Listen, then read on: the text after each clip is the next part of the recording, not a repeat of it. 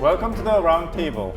Arirang is a new program ambitiously launched to examine global affairs with a focus on the Korean Peninsula with experts. We are joined by two experts in the studio today. Professor Park Hong-kwon, Professor of North Korean Studies at Ewha University. Welcome to the program. Thank you for having me here. And we have Professor Kim Hae-na, Professor at Sogang University's Graduate School of International Studies. Welcome. It's an honor to be here. On October 1st, South Korea and the United States marked the 70th anniversary of signing Mutual Defense Treaty. In commemoration of the anniversary, the Ministry of Culture, Sports and Tourism conducted a survey on Korean people's views on nation's alliance with the United States. According to the survey, 91.6% of respondents said that Korea's alliance with the United States is very important, and 90.7% answered that alliance made a huge contribution to nation's development. Professor Kim, my question is, what accounts for such overwhelmingly positive views among Korean people on the alliance? So it seems as though sentiment towards the United States has fluctuated significantly over the past few decades. We've seen an increasing anti-American sentiment in the 1990s, partly due to reasons such as ethnic nationalism and economic issues as well.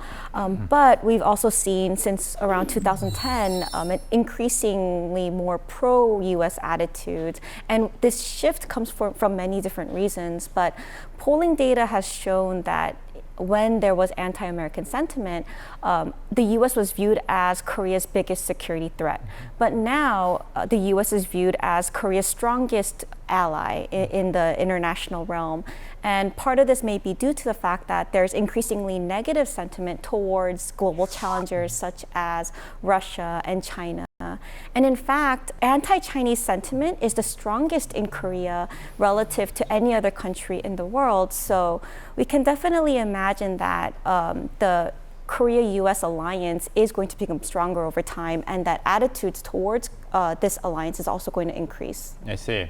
Professor Park, I guess the flip side of these views among Korean people on the Korea-U.S. alliance must be military threat posed by North Korea. And North Korea changed its constitution to declare itself as a nuclear power state, and it also changed the laws to justify its tactical nuclear weapons, right, as a threat.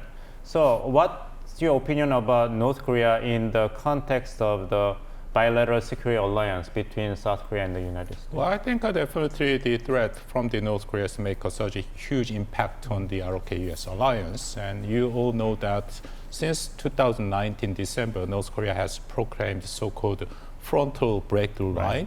And that is a hostile policy towards South Korea and the United States. And then 2020, we all remember that suddenly North Korea has literally blew up the Kaesong liaison office. And the last year, North Korea's provocation about the missile launch is the highest number for the past several decades.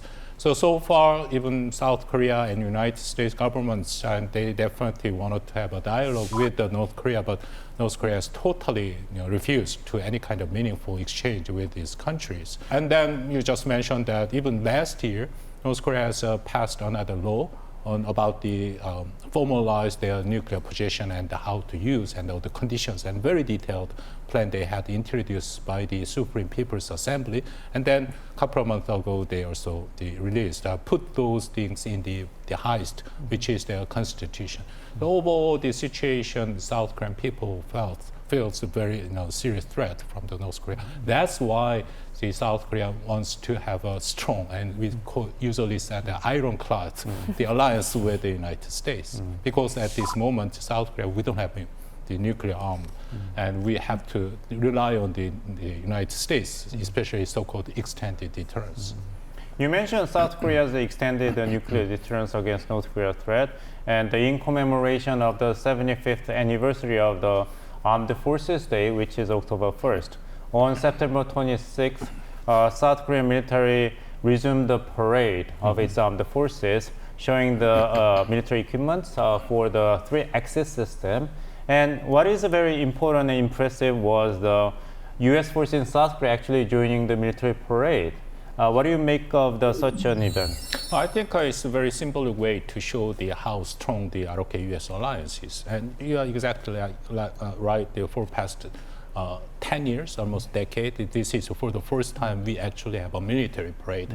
And this military parade, the United States has participated, and that's very meaningful. And since 1953, that year, South Korea and United States have alliance. And then about for past 70-something years, South Korea and United States very successfully deterred another Korean War. That's the very important point. Because of the U.S. forces in Korea and because of the ROK-US alliances, the North Korea could not start another war. So I think this showing that how strong the ROK-US alliance and how effective ROK-US alliance for past several decades. Professor Kim, what kind of message did you read from the military parade and the commemoration of the Armed Forces Day this time? Yeah, I completely agree with Professor Park. I think it was a message that was showing that the alliance between the United States and Korea is ironclad, and that North Korea needs to curb its nuclear ambitions. And it was a good way to show that. I think also domestically, it was also showing Korean citizens that there is a lot of strength in its military capabilities, and through this, it was a way to show domestically and internationally that South Korea's military is powerful. We introduced the public opinion survey released by South Korean government on the bilateral security alliance between the two countries. But there's also a public opinion survey released by the Chicago Council on Global Affairs, CCGA. According to this survey, in case of North Korea's invasion of South Korea, respondents were nearly evenly divided. 50% of the opinion said that they're in favor of sending help to South Korea, but 49% said they're against the idea. So it's a little bit of a drop compared to the result of the last year's survey. Professor Kim, is there any reason for us, South Koreans, to be concerned? Part of it may be due to the fact that Americans are struggling with war fatigue. And internationally, because the U.S. has been historically involved in so many wars, and even recently with the Ukraine war, this has led to concerns among Americans that the U.S. is spending too much money on wars in general. And as a result of that, we can imagine that if South Korea needs support or needs aid, American citizens may be less likely to provide or be willing to provide that type of support. First of all, U.S. presidential election, which will be in November next year, is about 13 months away. What kind of impact will there be according to the result of the U.S. presidential election, and especially what if President Trump is coming back and he's going to revive America First policy? Do you think the Trump has chance to be re-elected in the? According to the public opinion surveys, yes, I think he's in good shape. Yes, I think right now, at this very moment, we said 50-50, right? And of course, we have experience under the President Trump for 4 years, and then we are seeing that very huge impact, negatively on not only for the South Korea, but overall the world as a whole. And definitely Trump shown the alliance as so-called transactional way. So he's very sensitive of the cost and benefit calculation. And we all know that at that time, the Trump administration demanded the 5 times more the pay by the South Korea about so-called cost sharing. And then also the Trump has a frequently mentioning the undermine their security commitment, not only to South Korea, but other countries too. So we have to prepare those kind of situation, especially about we already mentioned that South Korea has heavily depended on the United States so-called extended deterrence. And if the Trump decide to bring his idea about the transactional way to see the alliance and at the same time undermine the extended deterrence, that it may be a very huge negative impact on the South Koreans' defense. So we have to prepare those kind of situation. It is not a small achievement that the bilateral security alliance survived 70 years and still progressing. But what kind of changes or improvement are required for this alliance to endure another 70 years in the future? Well, I think South Korea and Actually, the August, South Korea, United States, and Japan had a very important trilateral summit on the Camp David. And I was very glad that the countries shared their common world vision. And then, of course, South Korean, the President Yoon mentioned that this is a very critical moment, and Biden is definitely agreed that he said that this is a focal point. So they share this common world vision, and on the start with this sharing the vision, they introduced that the three countries should have a principle of so-called RBO, rule-based international order. That's a very important principle to continue and then to restore, in a sense. So I think ROK-US alliance should follow this, kind of path. We have to share the same common world vision and then the so-called RBO. And all those things, the most important thing is that South Korea, we should have to prepare to contribute more, because South Korea, we have a sixth largest the armed forces and also 10th the economic the power in the world. So we, see sometimes South Korean people and in general public have some kind of ambivalent kind of perspective about ROK-US alliance. It means that South Korea, we don't want to pay more and then we want to get more benefit. So right now, South Korea decided to have a growing responsibility, not only for the defense of the South Korea, but also contribute more on the world affair. At the same time, we have to prepare to cost at this moment too. Professor Kim, same question. What are the requirements for the future of this alliance? So I think kind of going back to your previous question as well, if former US President Donald Trump comes back into power, I think it could be a little difficult for the US-ROK alliance to strengthen over time, just because former President Donald Trump has made remarks about, pulling US troops out of Korea and making these kinds of remarks, and that rhetoric really resonates with his supporters. So in that sense, it could be a little bit more difficult. But as Professor Park mentioned, the recent Camp David summit may potentially show that there is room for improvement and growth in the future as well. If I may, Professor Kim raised a very important point, and we all know that President Trump and former President Trump, he really wanted to withdraw the so-called forward-based U.S. forces, including U.S. forces in Korea. But we have experience under his 4-year term, and he's a very close associate, including like the Secretary of Defense Jim Mattis and the Mark Esper, and those are the U.S. The kind of a traditional and the strategists. They oppose to pulling out any kind of forces. So we have to, kind of prepare whether if the Trump is becoming the president again, would be some kind of very traditional strategists join that in your administration. Very interesting. It is hoped that the two allies will join hands in addressing global challenges based upon their shared values as two liberal democracies and liberal market economies. Now we are going to have a photographic recap of major events in global scales that happened last week. Please take a look.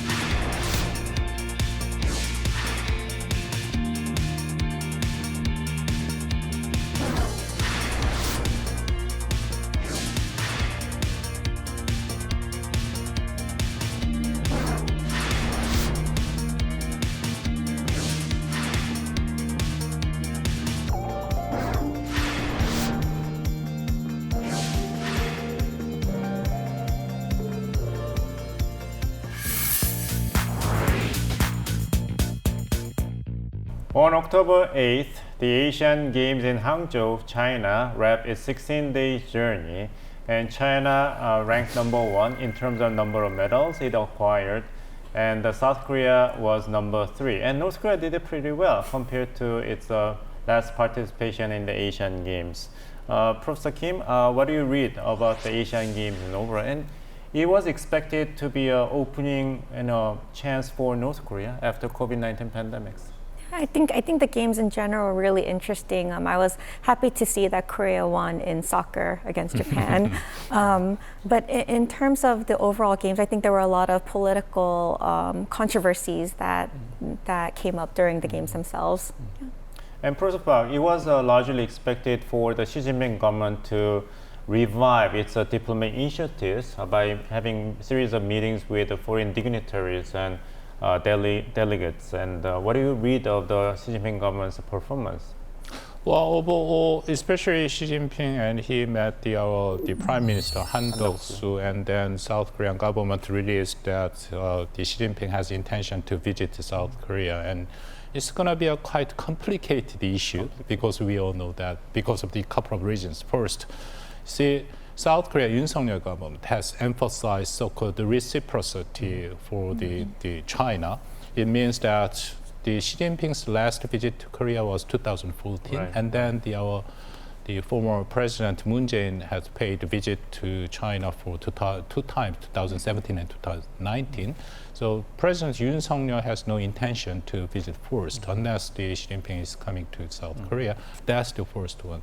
And second one is that we all know that China has such a important relationship in a sense with North Korea. So I think if the Xi Jinping finally decided to come to South Korea, I think he will go to North Korea, or he is invite Kim Jong-un first and then have a chance to meet the South Korean president. When you consider all of this, how likely is it for President Xi Jinping to actually make a formal visit to South Korea? Well, I think it depends on the more grand kind of a structural, the China and the US-China relations is very important because right now China's first priority is how to have a relationship with the United States. See, we are seeing very interesting kind of the trend at this moment because the Yoon Suk-yeol government has put more emphasis on the so-called trilateral relationship among South Korea, Japan, and the United States. And then some people raise question that it's going to be a difficult time for South Korea because China will, get harsh and aggressive policy towards South Korea. But it turns out that the China has a more reconciliation, kind of reconciliatory attitude toward the South Korea. So I think it depends on the United States and China relationship. Let's talk more about the North Korean players and teams participating in the Hangzhou Asian Games. Was unfortunately unsportsmanlike conduct by North Korean players and team members. What is the reason behind North Korean players' behavior during the Asian Games? Yeah, so as you mentioned, there were several reports about unsportsmanlike behavior among the North Korean athletes, and I think in part this had to do with the DPRK strategy to bolster domestic solidarity, especially because trust in the regime right now is decreasing, and because people are losing faith in the government. Dictator Kim Jong-un is using this as a way to show that athletes are going to react in a hostile way towards players from enemy nations such as Japan and Korea.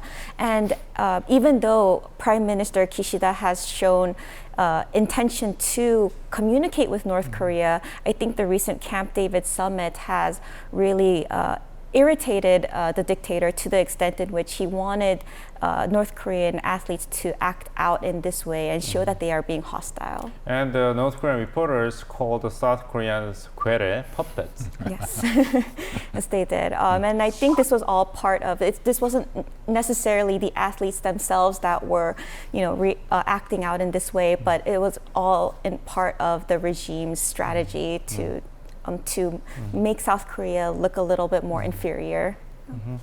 Professor Park Won-kwon, what is going to follow after the Hangzhou Asian Games? Because North Korea came out, that means that North Korea put behind the COVID-19 pandemics, and in the aftermath of the summit meeting between Russian President Vladimir Putin and Mr. Kim Jong-un, the supreme leader of North Korea. What is going to happen on the Korean Peninsula after this? Well, the North Korea already mentioned that they are going to have another launch of the so-called military satellite this coming October. And actually this month, right? Yes, third time. So if I think there are very high possibility that North Korea will conduct third times of the military satellite launch, and it will make such a huge negative impact to the world.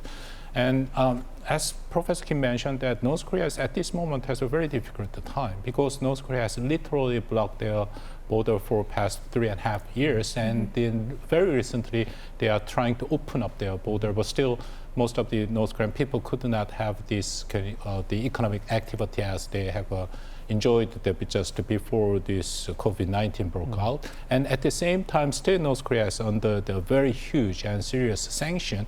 And there is no chance that Kim Jong-un's plan to have the very successful economic development for the foreseeable future. So that's why North Korea is to pay attention on their military buildup, especially their ICBM nuclear capability. But that's not enough, and this is not going to be persuade their own people because the people's life is getting deteriorate. So at this, I don't know, it's depend on their internal situation, domestic situation, especially about their economic condition. But Kim Jong-un sometimes in the near future decided to come to this dialogue table, especially with the United States. In addition to North Korea, now this question goes to both of you. What is the key issue that is going to make huge impact on the Korean Peninsula security situation? Professor Park, you go first. Well, yeah, still I think we should not exclude the possibility of a seventh nuclear test as well.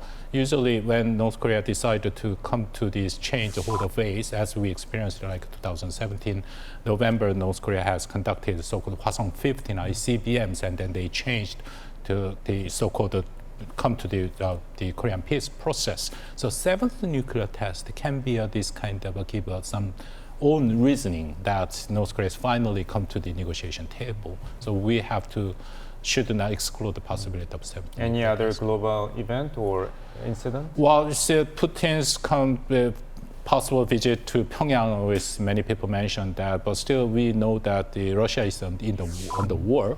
So I think it's not that easy to Putin come to the Pyongyang, but we have to also very closely watch what happened between Russia and the North Korea, because there are very serious kind of a problem if the Russia finally decide to give some the military technology and actually the very advanced weapon to North Korea, which I think is a very slight chance. But if that happens, it's definitely bring the existential threat to South Korea. I see.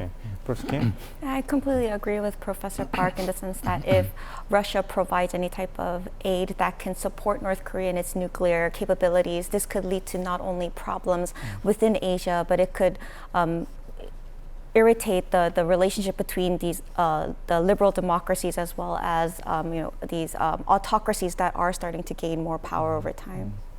Are there any other significant events in the global scale that we need to follow? Yeah, of course, we have to very carefully watch what happened in the Middle East, and definitely have Israel has been attacked by Hamas, and then Hezbollah, they are joining this kind of conflict too.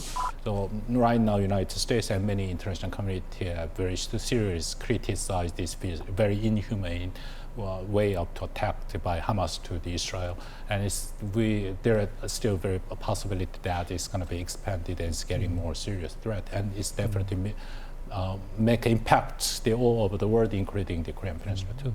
So Kim, is there any particular international event that we need to pay attention to? Yeah, so we have the APEC summit coming up in November in San Francisco, and there is a potential chance that President Xi Jinping and President Joe Biden might be meeting at this summit, so that's something to consider. Also, there's a potential trilateral summit between China, Japan, and South Korea, and this could be resuming relations since 2019. So this may not happen this year, but this may also be something that we should be on the lookout for. This wraps up this week's episode of the Roundtable. We'll come back same time next week. Thanks for watching and goodbye.